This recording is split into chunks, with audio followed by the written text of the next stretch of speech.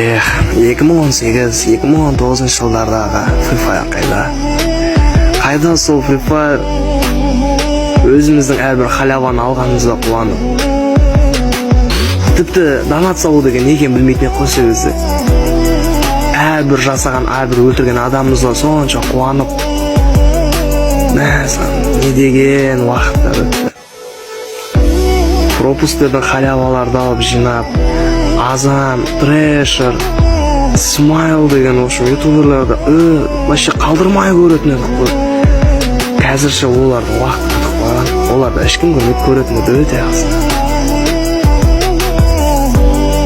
Тіпті FIFA-ның өзіне қазір қыздар болдар тек қана бір-біріне сөйлесу үшін, или болмаса комнат ойнау үшін рейтинг көтеру, ранг көтеру, оның бәрі қазір қалып кеткен.